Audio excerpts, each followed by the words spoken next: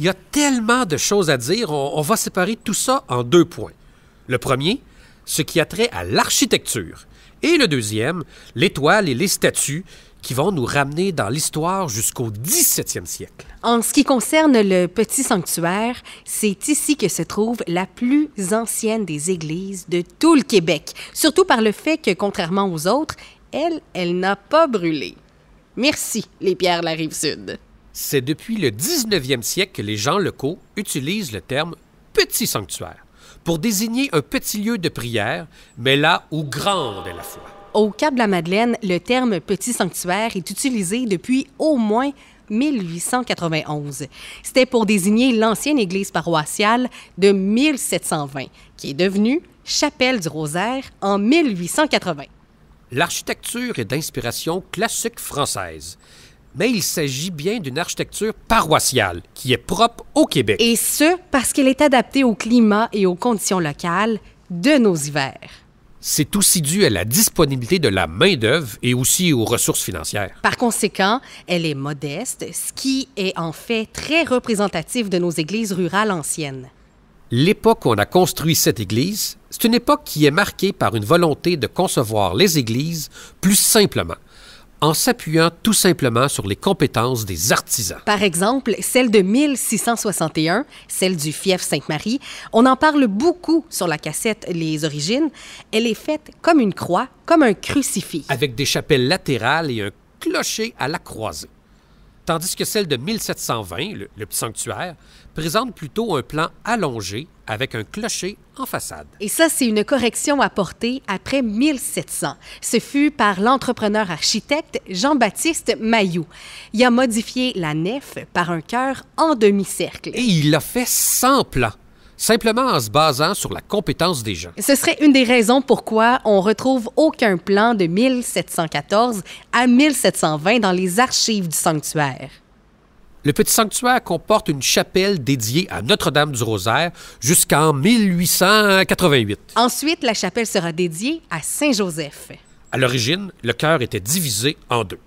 Le maître-autel était adossé à une cloison, derrière laquelle se trouvait la sacristie. C'est en 1762 qu'on y a vu une sacristie annexée à l'église. La sacristie sera ensuite agrandie en 1817 et remplacée en 1845 par celle actuelle. Dans le clocher de l'église, il y avait une cloche coulée en 1713 et prénommée Marie-Madeleine. C'est en 1907 qu'on l'a remplacée par la cloche actuellement présente. L'ancienne cloche, elle est exposée dans le musée. L'annexe actuelle du petit sanctuaire date de 1973. Elle a été construite avec les pierres de la troisième église, celle liée au pont des Chapelets de 1879. Et les bancs sont aussi de cette troisième église. Mais là, grand-maman, on va rentrer à l'intérieur pour te jaser des tableaux, des statues du maître-autel et des autres œuvres d'art. On fera pas trop de bruit pour ne pas déranger les personnes qui pourraient prier et se recueillir à l'intérieur.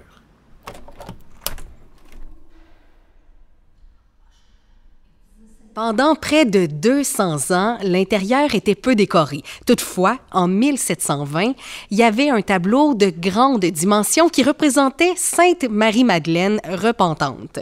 Ce tableau était placé au-dessus du maître-autel, mais a été déplacé en 1880 pour laisser place à un tableau du Rosaire, puis à la statue de Notre-Dame-du-Cap en 1888. C'est un tableau à l'huile sur toile, œuvre attribuée à l'artiste Jean-Jacques dit Leblond. Il est originaire de Bruxelles. Il a émigré en Nouvelle-France en 1712 à l'âge de 25 ans et s'est établi à Montréal. Où il épousa Catherine Chrétienne Guillemot, dite Lalande. Le couple s'est ensuite établi à Trois-Rivières. Il était sculpteur et on lui doit quelques œuvres dans certaines églises. On lui attribue par contre 2-3 peintures, mais on le sait pas trop. Il pourrait en être l'importateur. C'était l'étoile Marie-Madeleine repentante et la toile de Madone et l'enfant. Et un Saint-Antoine de Padoue, mon préféré qui m'aide toujours et encore à retrouver mes clés.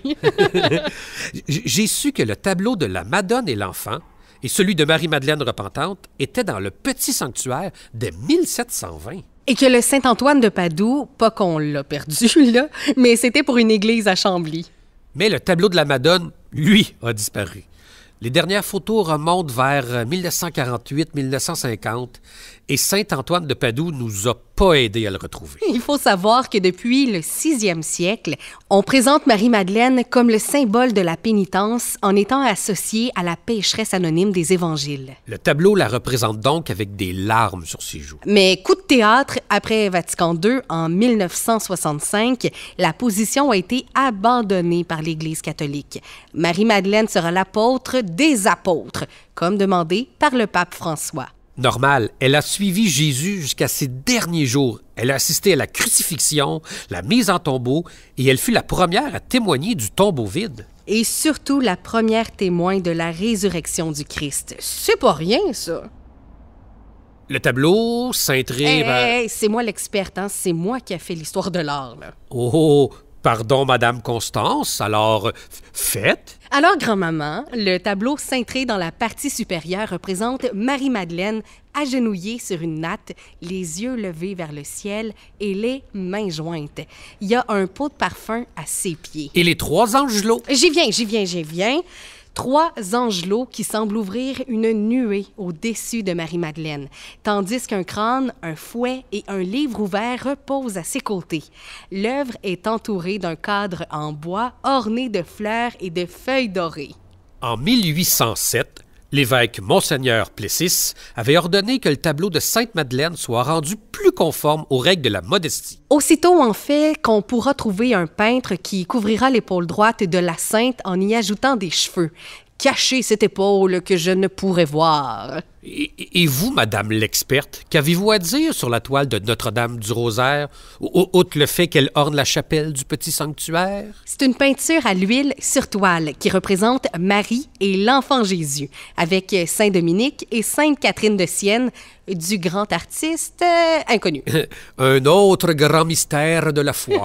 Mais la restauration de l'œuvre a permis de trouver les initiales sur le coin gauche en bas. Les premières lettres semblent être un P et un L, ensuite un B. L'artiste du nom PLB? Ou LPB, peut-être une œuvre à 4 mains aussi. LP et PB, des frères, des cousins, les entreprises père et fils, rien de tout ça dans les archives. Y a-t-il quelque chose qu'on sait vraiment? Le tableau a été restauré en 1888 par Éléonore Boisvert, seconde épouse du peintre Adolphe Rau. On peut supposer que c'est à cette occasion que la robe de Marie a été retouchée avec des repeints de couleur orange. Mais il me semble que grand-maman m'avait dit qu'il avait été retouché en 2002. Oui. Il a été retouché à nouveau en 2002 à l'atelier Ville-Marie Inc. à Montréal. Les restaurateurs pensent que les 2 tableaux, Marie-Madeleine et celui du Rosaire, proviendraient de la France par 2 auteurs différents. Ça expliquerait pourquoi l'enfant Jésus serait probablement fait par un élève du maître et que Sainte-Catherine par le maître lui-même, expliquant pourquoi elle serait la meilleure partie du tableau. T'as lu mes notes, toi? Eh oui. Le tableau a été placé dans la chapelle de la confrérie, dans le transept du petit sanctuaire, jusqu'en 1880. Mais après la construction de la 3e église, on a placé le tableau au-dessus du maître-autel pour remplacer celui de Marie-Madeleine au moment même où le petit sanctuaire est devenu la chapelle du Saint-Rosaire. Il y est resté jusqu'en 1888, quand la statue de Notre-Dame-du-Cap a été placée au-dessus du maître-autel. Aujourd'hui, le tableau est derrière Saint-Joseph, dans le petit sanctuaire. Je sais, grand-maman, on parle souvent du maître-autel, mais c'est une œuvre d'art à part entière. C'est l'une des plus anciennes œuvres sculptées du sanctuaire. C'est un bois sculpté peint en blanc et doré. L'autel fut réalisé au 17e siècle pour une partie et au 20e siècle pour l'autre partie. Un autel est formé de 2 parties. La partie inférieure, que l'on nomme tombeau, et la partie supérieure, au-dessus du tombeau, le tabernacle, composé d'une réserve de l'Eucharistie et de gradins. Le tabernacle du sanctuaire est vraiment beau. Il est fait en bois de chêne. Son décor est en lui-même un retable miniature destiné à mettre en valeur la réserve eucharistique. C'est la partie la plus ancienne du maître-autel du sanctuaire. Selon la tradition, il aurait été sculpté en France et rapporté de ce côté-ci par les Jésuites. Il aurait été donné à la fabrique vers 1700. Et si, je dis bien si c'est le cas, alors il se trouvait dans l'église de 1661 avant d'être transféré dans l'église de 1720, qui, on sait, est devenu le Petit Sanctuaire. Alors, si on fait d'ici, peut-être est-il encore plus ancien qu'on pense, parce qu'il aurait pu être installé dans la chapelle de Pierre Boucher de 1659 à 1661. Ça ferait de lui le plus vieux de tous les tabernacles du Québec. Mais c'est important de dire que le registre inférieur du tabernacle a été modifié en 1946 dans le but de recevoir un boîtier métallique servant de nouvelle réserve eucharistique. Dans le souci de mettre le tout à l'épreuve du feu. Cet ensemble constitue un véritable traité d'histoire religieuse. Les deux bas-reliefs portent sur l'Annonciation à Marie. Celui à gauche montre Marie agenouillée à son prie-Dieu. Tandis qu'à droite, l'on montre l'ange Gabriel surmonté d'une colombe. Les 4 statuettes ont été rajoutées vers 1925-1927. Celle du centre, les deux, représentent le bon pasteur Jésus à l'agneau. Et en dessous, la Vierge et l'enfant. 2 œuvres fort anciennes et probablement de mains différentes. De chaque côté se trouvent les statuettes de Saint Pie V à gauche. Et Saint-Dominique à droite, que l'on reconnaît par son lys et ses livres. Il est le fondateur des Dominicains. OK, là, t'as vraiment lu mes notes. Grand-maman pense pas qu'il est devenu brillant comme ça d'un seul coup, OK? C'est pas la connaissance divine. Bon, OK, c'est vrai. Mais j'ai aussi lu qu'en 1208, la Vierge Marie lui serait apparue sous le vocable Notre-Dame du Rosaire. Et en ce qui concerne le pape Pie V, que l'on reconnaît par son bonnet et son chapelet, c'est lui qui est à l'origine de la fête de Notre-Dame du Rosaire le 7 octobre. La journée de ma fête. C'est vrai. J'espère que tu vas prier pour moi, là. Mais au sujet du tombeau, t'as sûrement rien lu, car son origine reste muette dans les archives.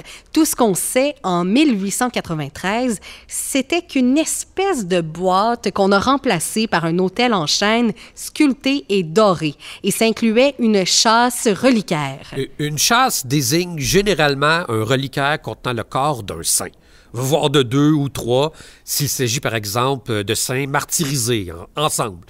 Il s'agit donc d'une sorte de cercueil reliquaire. En 1922, ce tombeau fut remplacé par un autre tombeau qui, lui, fut construit par le frère Saint-Onge. Et coup de théâtre, 5 ans plus tard, le tombeau est à nouveau remplacé selon les plans de l'architecte Gascon qui prétendait que ça fera contraste. Celui de 1922 est donc donné à l'église de Saint-Lazare. Mais, recoup de théâtre, en 1946, le tombeau est encore à nouveau remplacé, cette fois-ci par le tombeau Galbé actuel. Il a été construit par le sculpteur Georges Trudel de Saint-Romuald. Il est dans ton scrapbook, grand-maman. Et on peut voir le tombeau de 1927 dans le kiosque Le Pavillon des Lampions. Là, grand-maman, on va faire une petite pause avant de te jaser de la statue de Notre-Dame-du-Cap.